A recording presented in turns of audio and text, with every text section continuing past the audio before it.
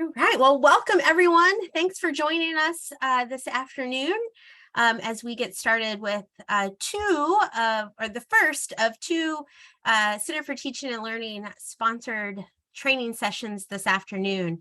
The first one is on something that is super important. Actually, they're both on something very important, but this one's on student code of conduct, and Sonja Vega is going to guide us through this. So Sonja, I'm going to go ahead and turn it over to you. Thank you so much. Awesome. Thank you, Lindsay. Good afternoon, everyone, and thank you for joining in this afternoon. I'm just going to do an overview of the Student Code of Conduct. It's a lot of information, so we're going to kind of go over the surface and go into details on a few areas that might affect you day to day. And of course, we'll answer questions, and I'm always available to answer questions anytime throughout the semester and the year. Okay, so we know that our students and faculty are entitled to work and to learn in a very safe environment. So we have systems in place to ensure that when there's a deviation from some of those expectations of good behavior and conduct, that we have systems in place in order to address those deviations. Our students do have some rights and responsibilities. Because when our students come to us, we don't expect them to be robots when they get here. They're here to learn, they're here to ask questions, be inquisitive, and we're here to support that. So I just kind of want to go over real quick. Our students have the same rights and privileges afforded by the Constitution of the United States and by the Commonwealth of Virginia. So they don't come here and do exactly what we tell them to do, almost like our children. They have their own thoughts, their own ideas, and we're here to support that. And they have the right to be here to ask those questions. They're free to pursue their academic goals within the limitations of the college's mission, purpose, finances, and curriculum. Learning opportunities in the classroom and on campus shall be provided by the college. Student performance will be evaluated solely on an academic basis, not on opinions or conduct in matters unrelated to academic standards. And this is where it's important for us to temper and monitor our personal biases. We all have them, and we know that we have them, but there's ways that we can address that. This is an opportunity for us to increase our exposure, get to know our students a little bit better. We can attend cultural events, practice mindfulness, develop cross-group friendships so that we're seeing our students as individuals. I think that's very important for us to see our students as individuals. Students have the right to freedom of expression, inquiry, and assembly, subject to reasonable rules and regulations regarding time, place, and manner. Students have the right to inquire about and propose improvements in policies, regulations, and procedures affecting the welfare of students through their instructors, the Vice President for Academic Affairs, Vice President for Enrollment Management and Student Success, establish student government procedures, campus committees, and college offices. Appropriate time, place, and manner need to be considered. So these students are afforded rights, but there is a proper protocol for them to engage in these activities. And as we're honoring our students' rights, again, I'm always about taking opportunities to support our students, but we want to have information for them. If they want to start a new club and organization, we want to be able to say, maybe you should go to the Office of Student Leadership, Student Activities and Student Leadership, and see Ms. Khadijah Archer. Dr. Hollins just recently mentioned yesterday that she's looking into having a town hall for our students. This is another way for our students to express their interest in what's going on the campus and things that affect them.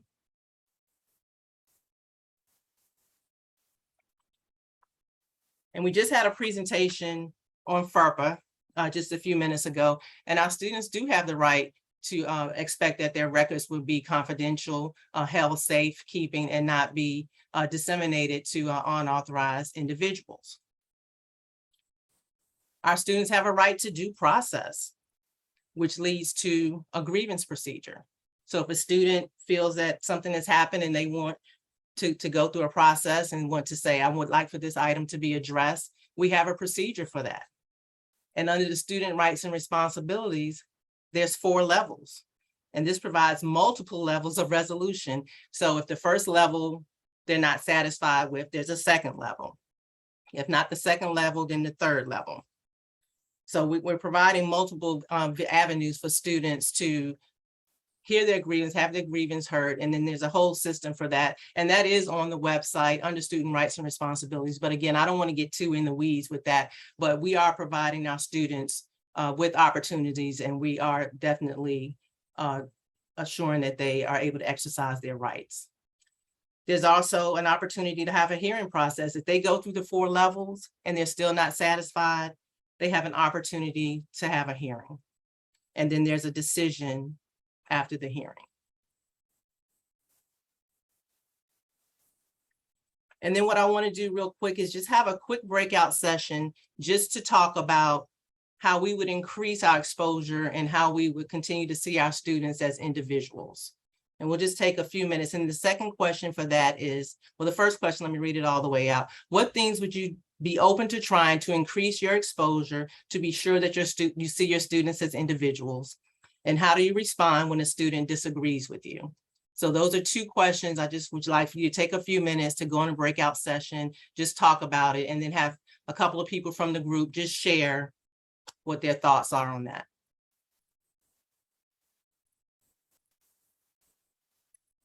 All right. Sonja, would you do us a big favor before we head to the breakout rooms and type those 2 questions into the chat so we can reference them when we go to the breakout rooms? I can do that. That would be fantastic. Thank you so much.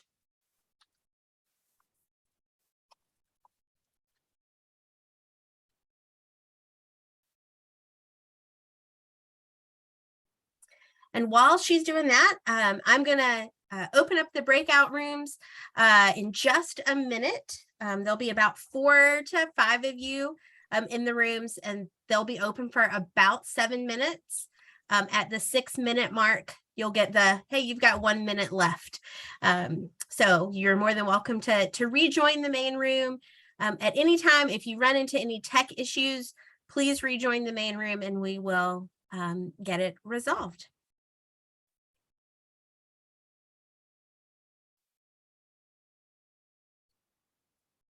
Okay, thanks, Sonja. All right. So I'm opening the breakup rooms now. See you back in a few minutes.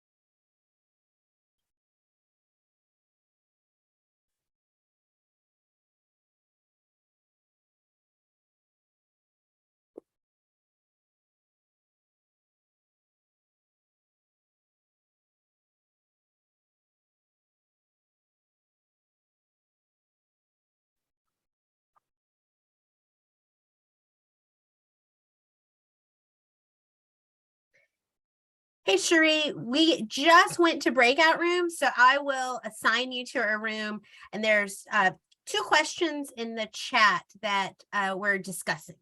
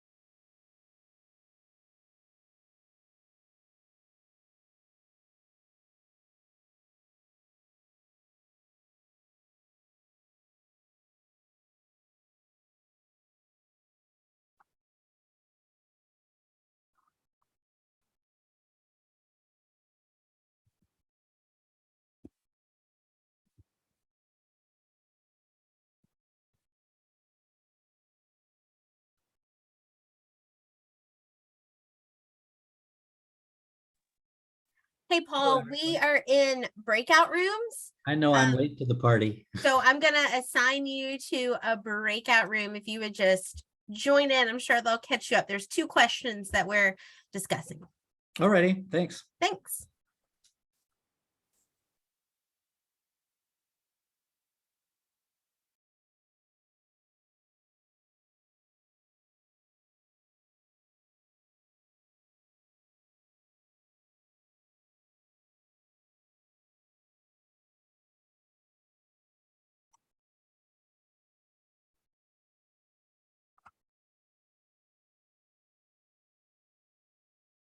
Hi, Zena. We are in everybody else is in breakout rooms right now. And everybody's going to come back together in about 3 minutes. So if you won't mind just hanging out instead of sending you and bringing you right back. That's fine. I'll wait right here. Thank you. Thank you, ma'am.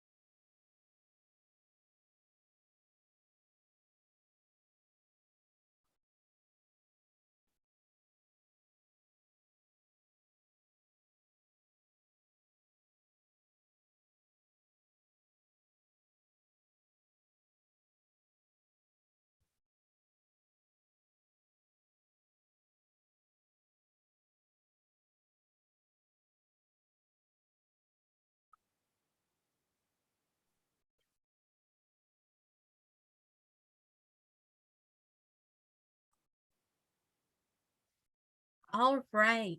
Hey, Keisha, we're going to bring everybody back from breakout. So if you would just hang with us for a minute. Sonja, I'm going to go ahead and close the room, which gives everybody 1 more minute in the room. Does that work for you? Yes, that's fine. Okie doke.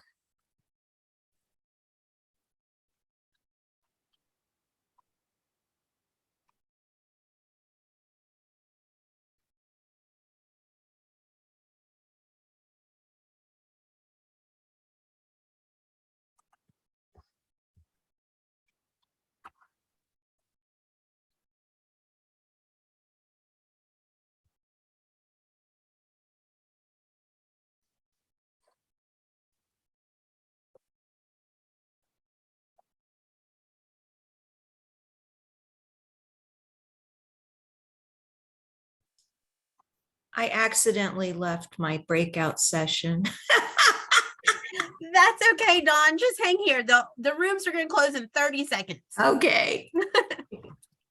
I was closing things and that was one of them. So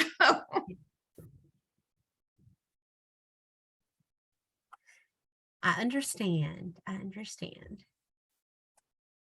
thank you. I appreciate that. I think we've all done it. So. Yeah.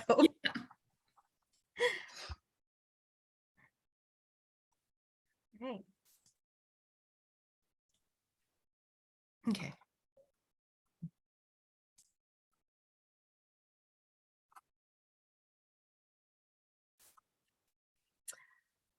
All right, Sonja, everybody is back. All right. Thank you. So what I would like to do is just have a couple of volunteers from each group either share out all the discussion, or each person can share their thoughts. I just want us to think a little bit about how we respond to students and what we can do to kind of work on some of our biases that we may have inside the classroom in support of our students' rights. Well, first of all, recognizing that we all have biases is a really important first step. Absolutely. And in our same group, we talked about how the individuality can be enhanced, and the learning process can be enhanced when we do share our differences. Absolutely.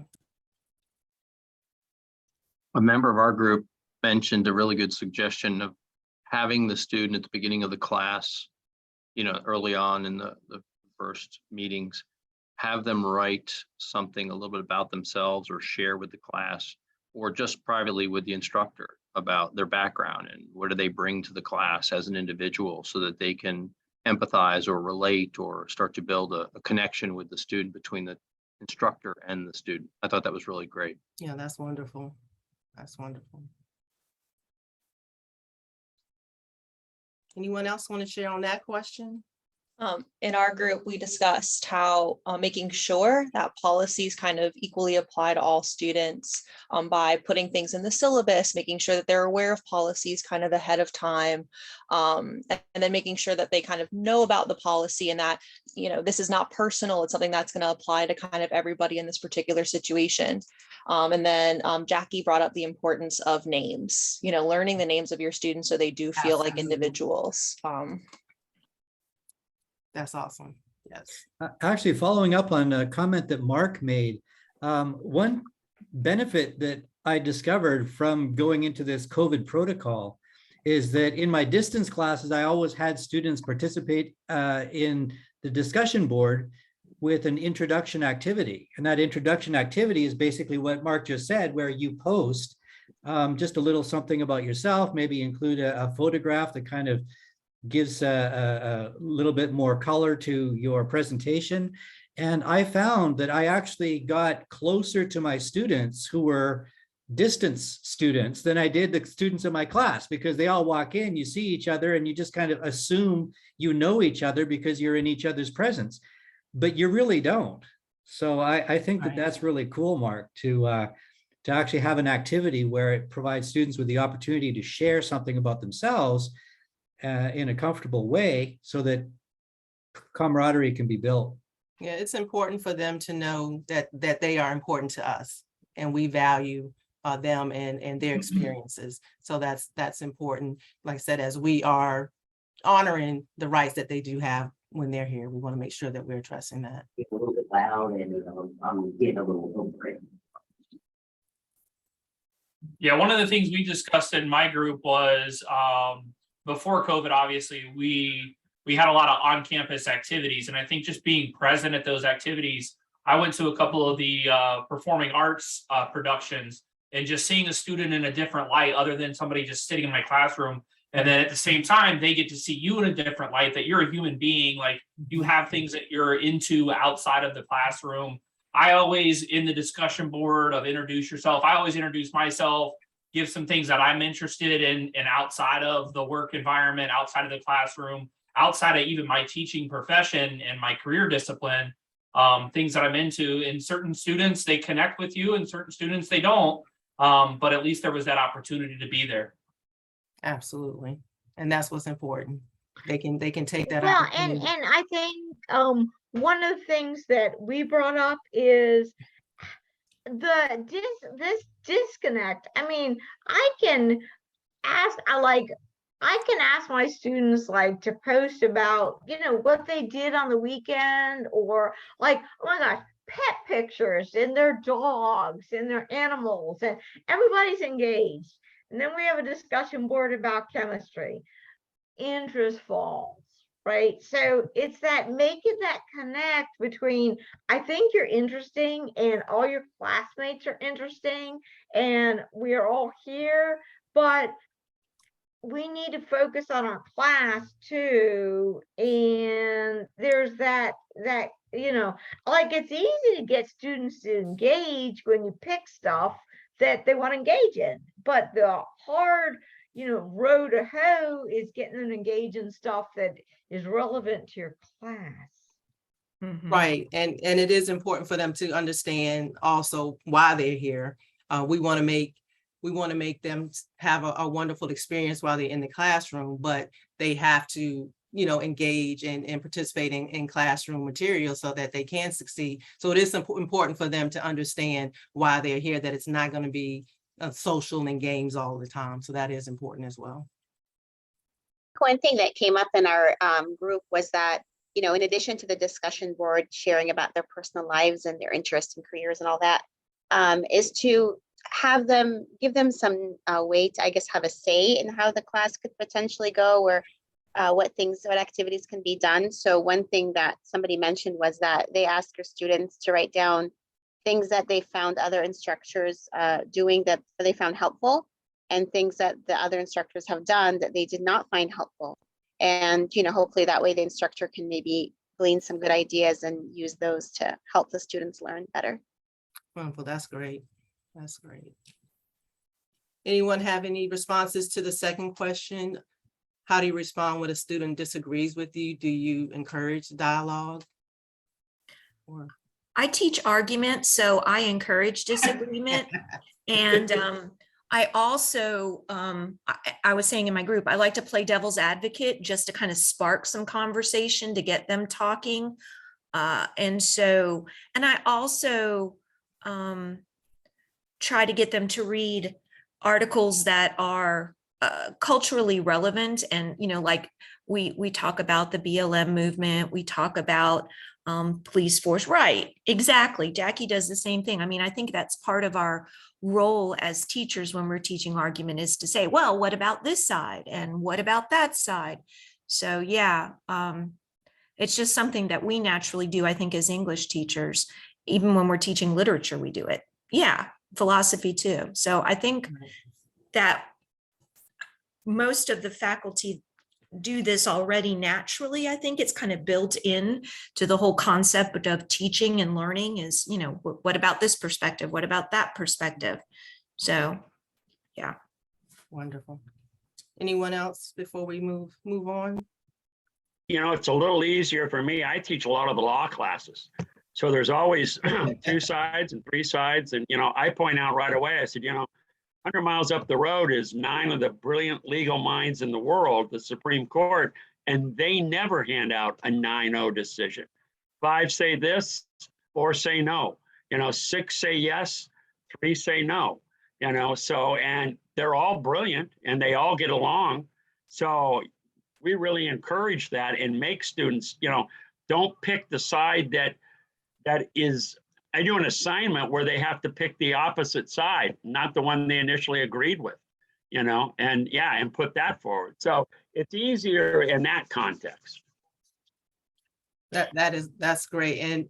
And again, we really just had this discussion just to talk about the fact that our students do have rights, and we want them to be able to express, you know, how they're feeling. They're here, they're part of this community as well. So we just want to make sure that they're feeling understood and heard, but also knowing that there are processes to that. And you can't throw a tantrum in class, but certainly we will, you know, honor a discussion and direct you if there's some things that you would like to try to put in place, or you'd like to have some activities or some events, or you think something should be changed, that there are policies and procedures to that, but encourage them to express how they're feeling. Okay, thank you. Okay, so we'll move on to the next slide. And so now this portion is the student code of conduct. The last one, of course, was students' rights and responsibilities. So students are expected to maintain standards of conduct that are appropriate to membership in the college community. Disruptive behavior is probably one of the most complaints that I've seen come in, has been disruptive behavior. And that's student behavior that disrupts or interferes with the educational mission of the college. And these are just some examples. They're not all inclusive. Persistent personal conversations with other class members that interfere with the instructor's teaching or other students' participation in the class. Eating in class. Failing to respect the rights of others to express their viewpoints. Talking when the instructor or others are talking. Constant questions or interruptions which interfere with the instructor's presentation. Being overly inattentive, sleeping, texting, reading the paper in class. Creating excessive noise with paper, books, etc. Entering class late or leaving early, use of cell phones in the classroom, inordinate or inappropriate demands for time and attention, poor hygiene, poor personal hygiene, or noticeably offensive body odor. And then a student who has been found guilty, or at least not found guilty, but who has been accused of violating some of these policies, they're subject to disciplinary action. And then here's some of the other violations. What we just went over was disruptive behavior. Here's some violations of campus conduct. Use, possession, or distribution of narcotics or hallucinatory drugs or controlled substances of any nature. This includes marijuana. Unauthorized use or consumption of alcohol, alteration or falsification of official college records, failure to pay a debt owed to the college, or presentation of a check with intent to defraud, possession of one's person of illegal or dangerous weapons, gambling of any nature on campus property or during college activities unless officially authorized by the college, i.e. state lottery, any form of hazing, which is subjection of another to any embarrassment, ridicule, or physical, psychological, or abusive act of harassment, failure to comply with the college regulation guidelines on excessive activity. Applicants may contact the vice president, student enrollment management, student enrollment, that's a mouthful, Dr. Hollins, vice president for enrollment management and student success.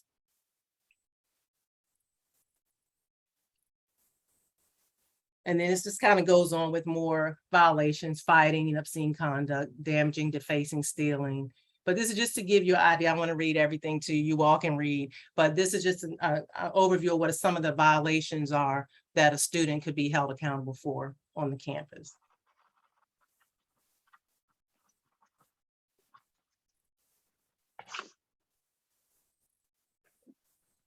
Actually, Sonja, could I bring up a point that came up at faculty forum yesterday that Sure. actually dealt with a lot of that?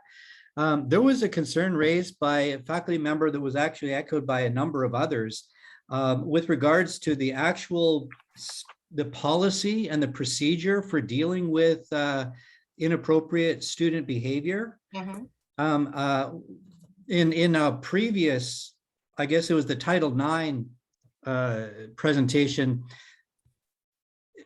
it was pointed out by the person directing that or guiding that discussion that we have a very, very good website set up, webpage set up to deal with all of these issues. Yes. And I was just wondering if there is equally strict or specific policies in how to pursue issues when faculty members have a problem with a student. Are those there? Are those there? Yes. And it's very specific as well. Of course, Title IX is our federal guidelines, but we do have very specific procedures, and there's many of them. There are many options, many avenues that you can choose when dealing with disruptive behavior or student violations. So I was telling Dr. Hollins earlier, I'll always refer to the policy before I go into a disciplinary process because there are so many options available and so many steps. So I really encourage everyone when they have time to just go through and just look through and become very familiar with our code of conduct, because there's a lot of information in there and how we can respond to students. Okay, sounds like a great topic for professional development. Absolutely. So in classroom disruptive behavior, as a college official or representative, the instructor is responsible for maintaining an environment in their classroom that's conducive to learning. If you feel that a student's behavior is disruptive, you're expected to intervene because that is your classroom and you have control over your classroom. And so with the appropriate level of authority to do so, because you do maintain that authority over your classroom. So we have really a range of responses, Paul, is what we were talking about earlier. Depending on the situation, you can ask the class, if it's a group of students being disruptive, you can ask them to settle down. If it's one student, the same, ask them to end the behavior. If the behavior has gotten to such the point that you don't feel like the class can go on, then you can cancel class for that day and then just resume the next class period. And ask the student to meet with you after class. I mean, these are just the ranges of responses that you can have. You can meet with the student after class to discuss the behavior, because sometimes it's a little difficult to discuss the behavior, one, while it's going on or in front of other students. because sometimes that only adds fuel to the fire. And then the student doesn't want to be embarrassed, so they're not going to back down. Whereas when you get the student in your office, it may be a totally different student, totally different response and reaction. So that's something important to think about. You could, if it escalates to the point where you want to have the student removed from the classroom, you've asked the student to leave the classroom, the student won't leave the classroom, and you have to call campus police, then it's required that you submit a Maxient report, which is the incident concern at the bottom of the page on the website. So for all cases, if you have to call campus police for any reason, then a report has to be submitted that goes into the Maxient system, which then kind of generates another response to that behavior. You can refer the matter to an academic dean for a meeting with the student. So your appropriate dean, you can refer that matter. And then once it goes to the dean could authorize a return to class for the next meeting. The dean can hold an informal session with the student. The dean can move the student to a different section after discussing with the receiving instructor. So the student may not be able to return to your class, but may go to another class. And we'll talk about that a little bit later too. Report the incident to the dean of students or conduct manager. So if the dean feels that the behavior was so offensive that it needs further attention, that we might have to go to a disciplinary process, then they will submit a report through the Maxient system and turn all information over to myself, the conduct manager, whoever that is at the time, and that will start a disciplinary process. And then there's also the non-classroom disruptive behavior. Let's say we're on campus and I'm out in Gators and I see students doing something that they're not supposed to do. The same thing applies to me. As a member of the college community, I'm responsible for saying that's inappropriate. I need you to stop that behavior. So it's the same thing would apply for any college member who sees anything that's not appropriate. Now, if they don't feel comfortable making that request, and they can take it to their supervisor or another college authority. And then the range of responses for that are very similar. Ask the student to end the behavior. Again, report the behavior to a person with the appropriate level of authority. If they're not stopping, again, if you're not comfortable with asking them to stop, then go to the appropriate level of authority. Again, if we have to summon campus police, then we have to complete a Maxient form. And then that will generate a disciplinary process. Scholastic dishonesty. Students are expected to maintain a high degree of individual honor in their scholastic endeavors. How to respond if a student is suspected of academic dishonesty. The faculty member will investigate the matter first. If they are certain that that's what they still think has happened, and if it's still suspected, then the faculty member should complete the incident report through Maxient. The incident report will then be directed to the appropriate academic dean, and they will take action. And they will see what the instructor has done, what the instructor has put in place, maybe prior to, once the instructor feels like someone has cheated on an exam or a test, maybe they just say, I'm not going to give you a grade for this test, you're going to get a 0 for the test, but you allow them to stay in class. Or if it gets to the point of you saying, no, you're going to fail the course because of this action, then the dean needs to know all that information and what your recommendation is. So you're going to be providing all of the information and everything that you've already discussed with the student and some of the sanctions that you've already put in place. You're going to provide that to the dean. And then the dean will take it from there. And if the dismissal is recommended, then that goes to the vice president for academic affairs. And all of that documentation then goes to academic affairs. And then the disciplinary proceeding procedure starts from there.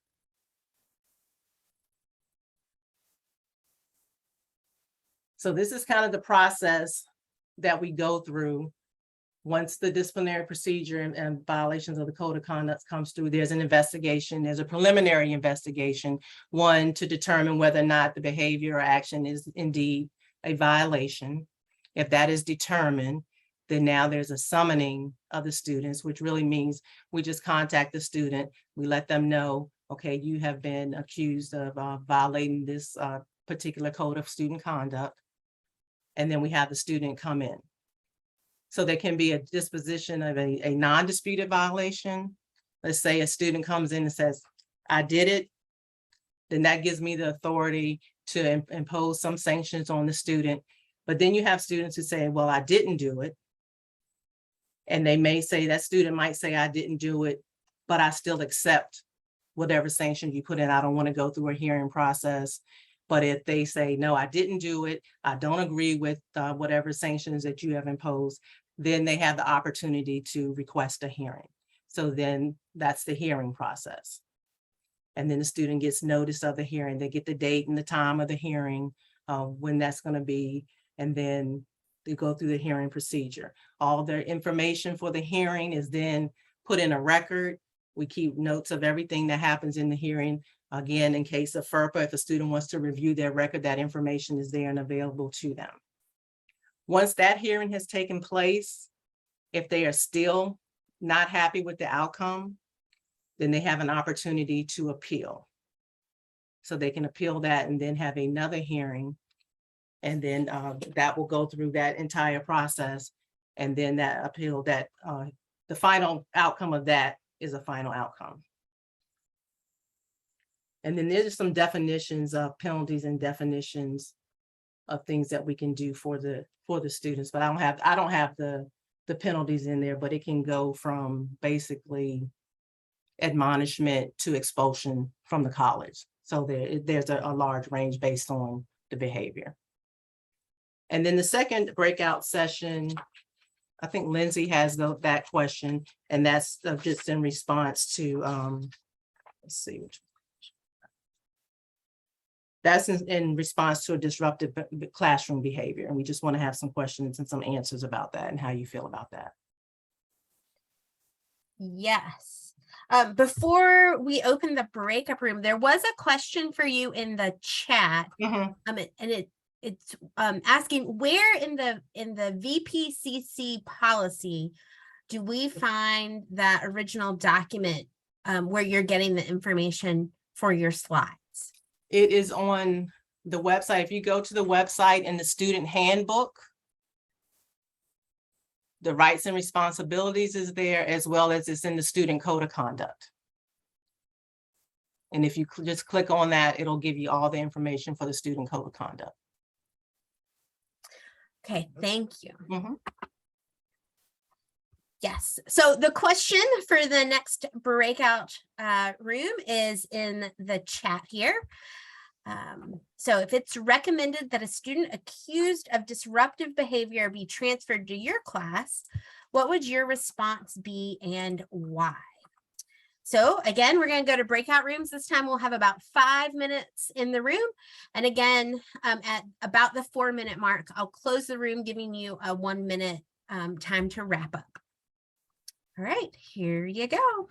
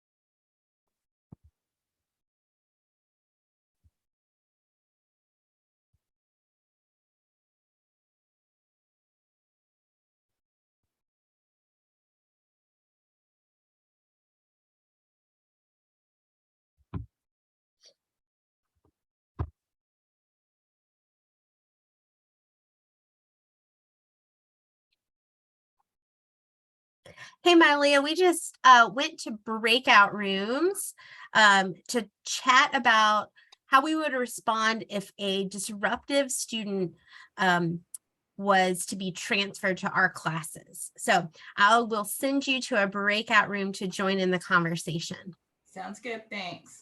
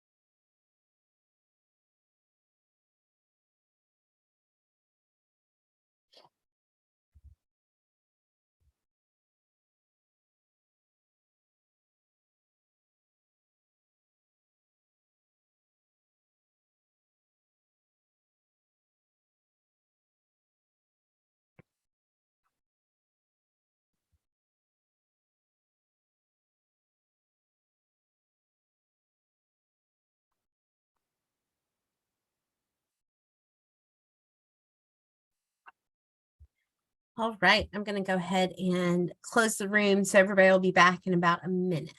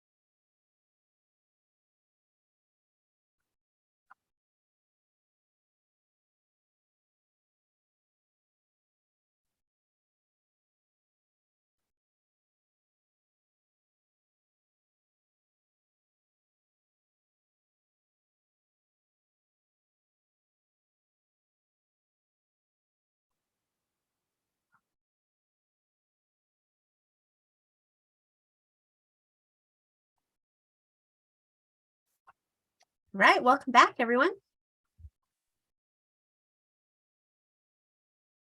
All right, thank you. Anyone want to share how you all feel about accepting a student that has caused a disruption in another class? I would like to share what we talked about in our group is that we need to set the expectations for when the student is coming into our class to let them know that that there is no previous bias in regards to their behavior, because we don't want to assume that that behavior will continue and that we welcome the student. But we also need to communicate with the student that we don't necessarily know what the issue is, and we don't necessarily need to know what the issue is. We want to let the student know that that they are in a safe place. And the way that you do that is by communicating. That's perfect, Dr. Cosby. And I think that's important for them to know coming into that class that there's no preconceived notions of how they will behave, and as if they're on a clean slate and they don't know, you don't know why they're with you, but you welcome them into the class. Anyone else? Sonja, our Yes, ma'am. group, just to add on to what Dr. Cosby has stated, those were some of the same sentiments that we shared in our group, that we just kind of look at new beginning. But the other thing that came up is we talked about modeling emotional intelligence with students, how important that is to make sure that we are modeling how you handle situations in the classroom. And then there was one last item that came up. Does faculty have the authority or the ability to voice concerns about a student being placed in the class? Can we say, no, we don't want that student in the class? That's what came up. Thank you. Absolutely. That's why the dean will have a discussion. So that student won't just be placed in your class without discussion. And you'll have the opportunity to say yay or nay or express your concerns. Yeah, the other thing we said, and I think everything that's been mentioned by Professor Samuels and Dr. Cosby is right on. Our group expressed the same sentiments, but we also felt that as instructors, we should be prepared. So to kind of, as much as we can understand what the behavior was and what to do if that were to happen again, so that we were kind of prepared to act appropriately if it were to happen again in our class, but to not have any biases and to welcome the student, and treat them fairly with respect. Right, so you're saying you feel it's important for you to have known what did take place, but that's not anything you would hold against a student once they come into your class. Exactly. So assuming it was maybe our behavior that was going to be repeated, how would I as a faculty member handle this? What would be the appropriate procedures? So, yeah. I would like to piggyback on what Reham said. I think it was Reham. Was that you? I'm not sure. But yes. Okay, sorry. But one of the things that my brilliant husband said to me one time when I had a student screaming at me because I used a red pen to mark his paper, which I have never done since. But he said, our students come to us mentally ill. We have mentally ill students. And I know that that is true because I have students with all kinds of, rather than saying mentally ill, I'll say learning differences. Okay. Good for you, Jackie. Braver woman than I. But I feel like faculty don't have the tools or the resources available to them to deal with these mental health issues and these learning difficulties or differences, that we are challenged to just make it happen, make them learn, make them behave. And these are people that aren't used to that. And I had a student who was literally online, literally screaming at his classmates. And I kicked him out of the class, did a student, kicked him out of the online class, did a student report. And I was told by student services that he has a right to express his thoughts, even though I had a recording of him screaming at the other students and the other students asking him to stop. That's how that was resolved. And I find that we need better resources than that. We need, tools of, what do we do when a student is mentally ill and will not stop talking? Well, we're not allowed to kick them out of class. We're supposed to respect their right to express themselves. But what about the other students? They have a right to learn, and they have a right to learn in a safe, non-disruptive environment. But when I advocate for my other students, I was told, oh no, you can't do that. So I feel like frequently we are put between a rock and a hard place. And I also feel like frequently we are seen as if we are not advocates for our students, that faculty are trying to get the students or make their lives harder. And I hear that a lot, and it's just not true. I feel like our faculty are the #1 supporters of our students. The whole reason we're there is to support their student success. I mean, that is why we're there. I want every single student in my class to pass with an A. And that's how I start. That's what I want. I don't want to get them or trick them or make them lose points or hurt them in any way whatsoever. But when you have a disruptive student, nobody will deal with it. What are you supposed to do with the rest of the class? I mean, is one disruptive student, why is one disruptive student allowed to ruin it the rest of the class or to make everybody else feel uncomfortable? Right. And then, again, like I said earlier, the students have rights, but they don't have the right to take over your class. They do not have the right to be disruptive in class. So for me, if that case comes to me, then I look at all the variables involved. And if it seems that that student needs a mental health referral, then we work on some resources to support that student and that. But there's no way a student can come to class and exhibit those behaviors on a daily basis in class and anyone be successful. So that's not the expectation. And I'd like to add to that.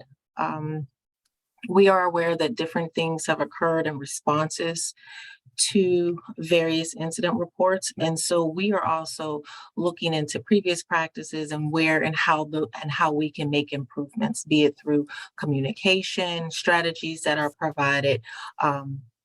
So we are aware of that. And unfortunately, I can't speak to that specific incident, Ms. Dawn, that you just described. But I do think we are looking at everything on this end. And once those things have been solidified, then also educating the faculty on that, because some students will be responsive to verbal redirection. And at that point in time, there would be no need. But if there's constant intervention, the student is non-responsive, then we take the next steps in place, depending upon the circumstances, where the classroom is. If it's on campus in person, then if we need to reach out to our police officers, we will do so. And again, and that's if the student is non-responsive to those redirections. If it's online and you see that they are not complying, you are able to remove them from that classroom at that point in time. Very similar to what you would do if it was in person. If it was in person, you ask them to leave, they're non-responsive, we reach out for support to remove them from the class. If it's online, you have the authority to remove them. I would just like to see that we work together as a team. We talk about the care team, and I would really like to see faculty involved in this in every way that we possibly can be, because I know my fellow colleagues want to support student learning, and we want to support our student success. But I also want to support it for everyone. And so I think by working together and listening to faculty and their concerns and giving them some ways to deal with it, not just like, well, he has the right to express himself. So he has a right to say racist things in my classroom and I don't have the right to kick him out. Why is that okay? I'm sorry, I'll stop.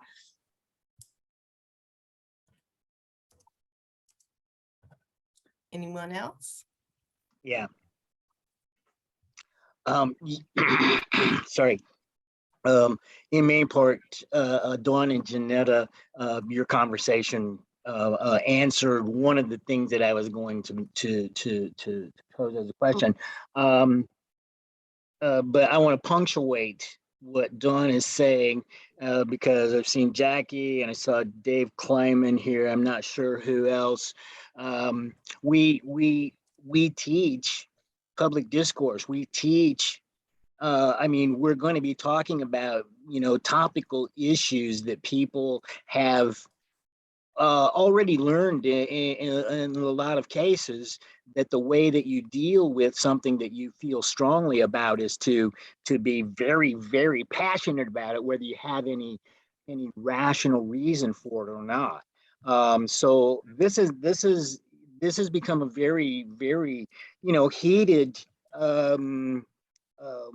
atmosphere for us to teach in when we're talking about public discourse. and about talking about differing ideas. So this is something that we have to confront very frequently, because it's what we're doing in those classes.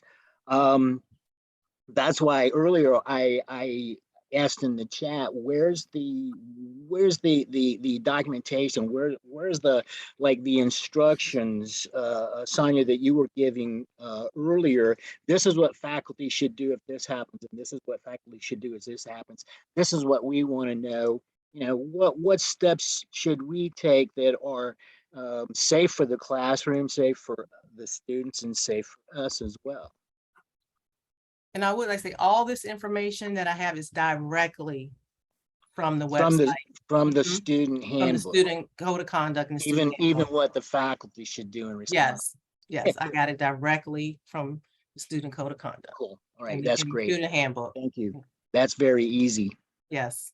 Thanks. And I do want to add as well, we may not have every single incident documented, because there could be, you have different types of situations that occur daily.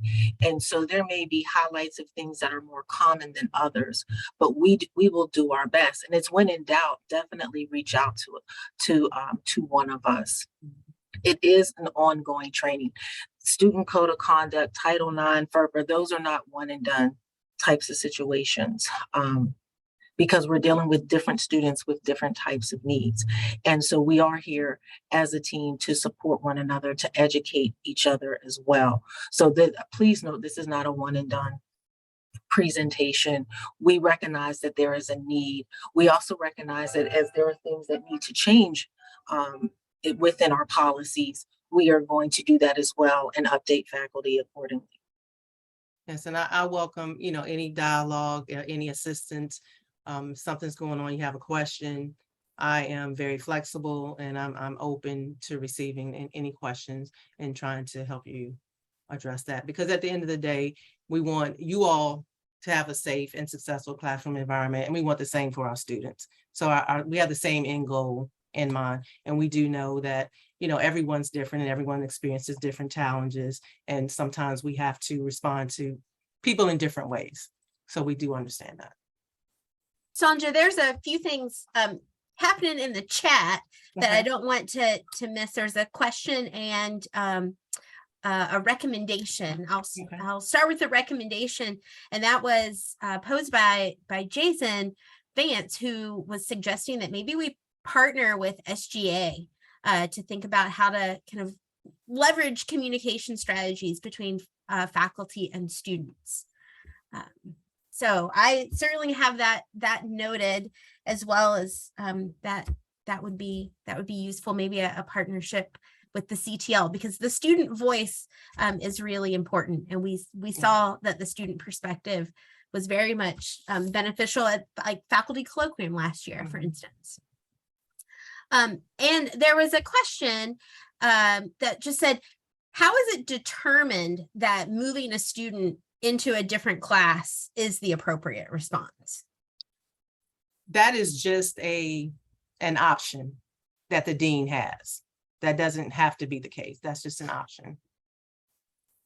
And you're also looking at the details of a particular situation too. That's also very important, because we don't want to make a blanket statement, not knowing what's going on at that time, and just say simply remove the student, because sometimes there are other interventions that can be effective that will allow that student to return to the classroom to be successful. So it's difficult to just say, yes, in these 5 or 10 situations, the student will be removed. So it will need to have review of the case in detail, and then involve the necessary people who need to be involved to also have them weigh in terms of the details surrounding that case.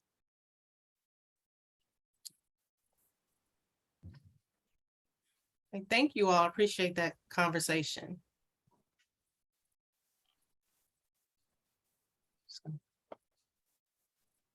Next slide. Okay, I'm going to stop sharing my screen for 1 second, because we're just going to go to the.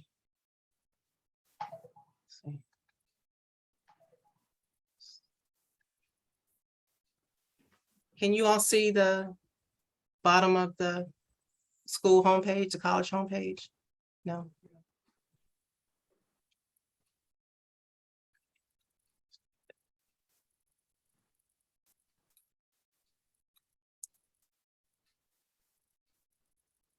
Right now, we're not seeing your Okay. screen. Can you see it now? Yes. Okay. Okay, is everyone familiar where the reporting incident or concern is on the page?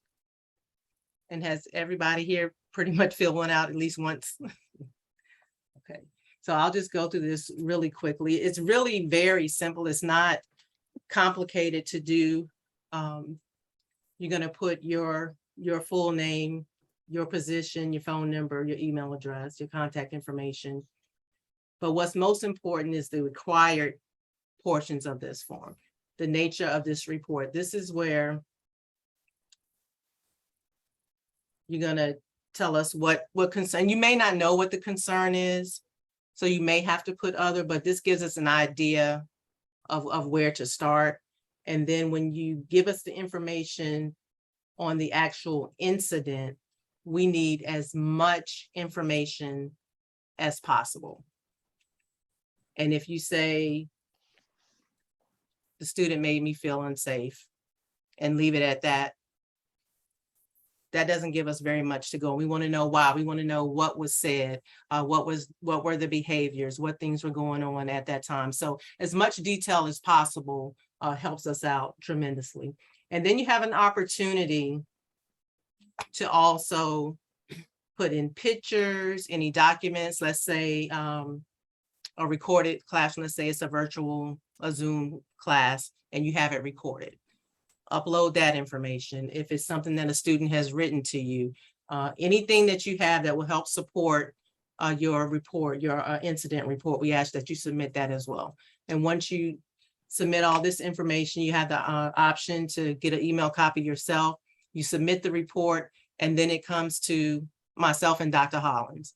And then we look at it and decide, where it goes. If it has to go to the academic dean, if it's something that we handle, we'll look at it and see where it goes from there. But this is very important that you give us as much detail as possible in this report. I'm just going to quickly add here that we had a session this morning with Dr. Cindy Calloway about FOIA, the Freedom of Information Act. And she pointed out to us that these Maxient reports are FOIA-able. Yes. So while you want to, be detailed, you want to stick to fact. Oh, here is Cindy. Go ahead, Cindy, and make your plug. You were already making the point. Yes, you need to be as detailed, but you need to be accurate about your facts. Also be aware that if you name other students or include other students in the information that you submit in Maxient, then again, when this goes to a disciplinary hearing, the student is allowed to receive all of this information, to inspect and receive copies of the information that has been presented in the case against them by the college. So you just need to keep that in mind. It is confidential, but everything that's confidential does not necessarily mean that it is not a public record and cannot be released upon a proper FOIA request. Right, so you don't want to be disrespectful in your descriptions. I mean, you can be accurate, but you don't want to be disrespectful. And I would really encourage you to be careful about naming names. If other students want to come forward and provide information, they need to be aware that that information is going to be provided to the other student. They should not be told that that information is confidential. You should also use positions versus names of college officials and employees as well, wherever possible. And I also would like to add as well, if you are in immediate danger, something's happening in your office right now, don't take time to create this report, because this is not an immediate response system. You want to dial 911 for assistance. I know we had a situation a few years ago where someone had an irate student in their office, and they completed the report and they thought that would ensue an immediate response. So we're sitting there waiting, for someone to show up, and that's not the case. So if it's an emergency and you're in danger, then you dial 911. Adriana has her hand raised with a question. So I'm really excited that we're talking about this and learning more about this process, because on the campus climate survey, this reported incident was like one of the top things that people just didn't understand. They didn't necessarily trust the process. And a lot of that comes from them not knowing what information is confidential, what information is shared or public, who it goes to when it goes to certain individuals. And it's tough because, whenever you fill out one of these for, some of it's very sensitive information, it's information that people have really struggled with for a while. And I've had students say, I want to report an incident of sexual assault, or I want to report an incident of somebody bullying me. I just don't know who this goes to. And I don't know when that person's going to be informed. And do I get informed when they're informed, or are they just going to come up to me in the hallway and say, hey, like, I heard that you did this to me, XYZ. And so I don't know if we need an infographic or something, because, even in this conversation, we're pulling from two different meetings, and one of them I was not a part of. So if I had never been a part of this meeting or the other meeting, I would not necessarily know this information at all. And there's only 50 people in this meeting, and we have hundreds, right, of faculty and even more students. And so just from that campus climate survey, this really is something that people do not know about. They don't know the proper way, what information to include, like, should it be personal? Should I name names? And so I really think that we need to have a separate Center for Teaching and Learning, or there just needs to be a separate thing where students are brought into this as well, where everybody can just know what this process kind of entails. Because as somebody who has filled out one of these forms before, I was terrified. I had no idea who it was going to go to, and if people would come up to me in the hallway, or when they were getting informed, or when the person got informed and then I was told it was too late. The person has to get informed at this point. And I didn't know that. I was like, I kind of want to take it back now.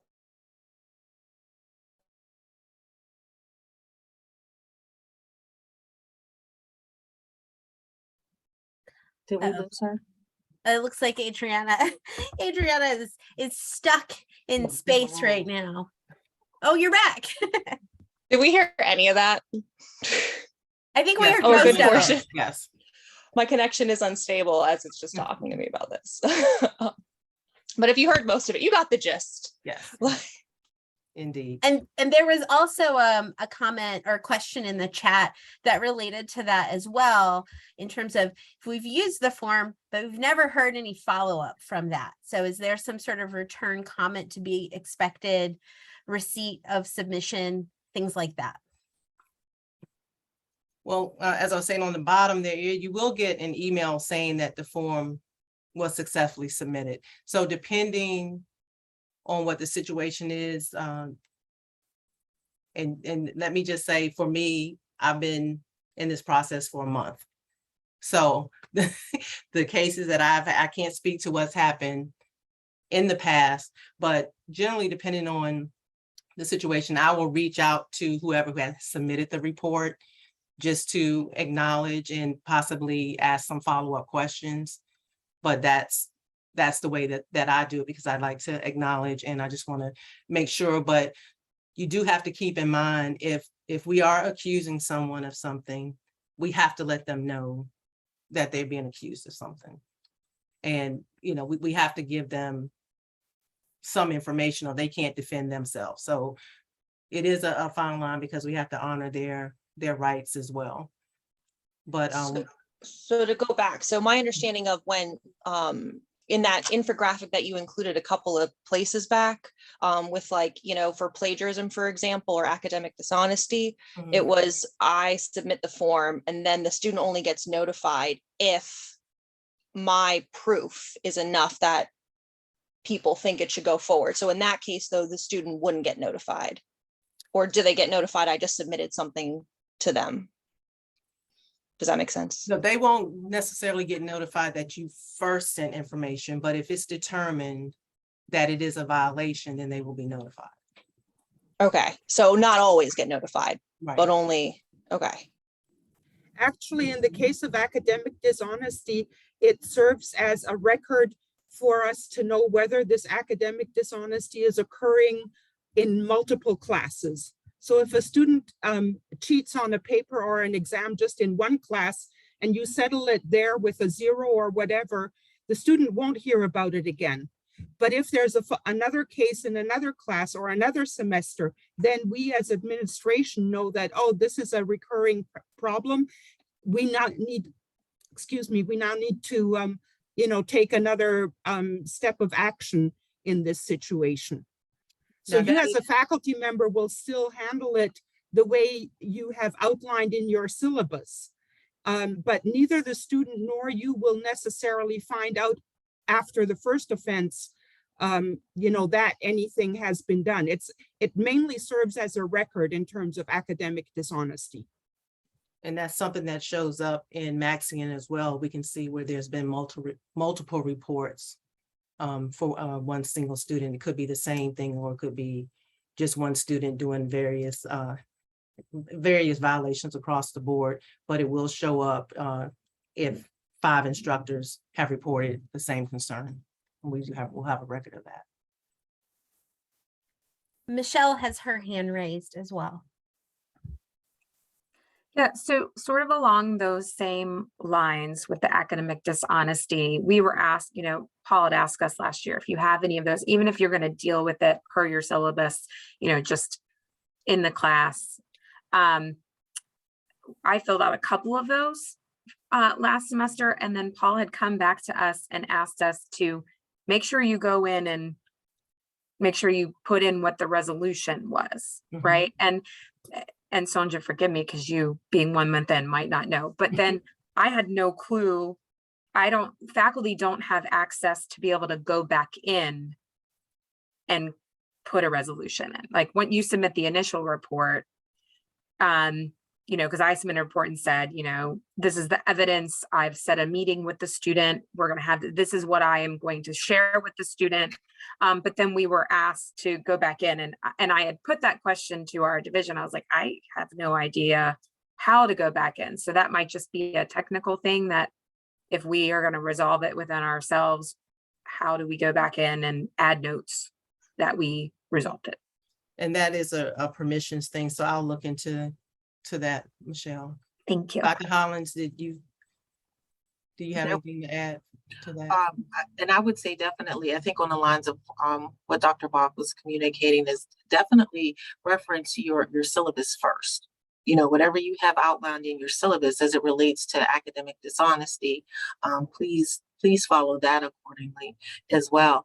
And depending upon what's going on, you may have already resolved it, and further documentation may need to occur afterwards, if that makes sense. So student A, you notice there were some type of academic dishonesty, you resolved it, they had to repeat the assignment, whatever the case may be. Second offense, something else has occurred. Now you're saying, hey, I'm submitting this is what happened previously, this is how I resolved it, now I'm taking it to the next level. So you also want to, again, look at situations on a case by case basis to determine what your next move is.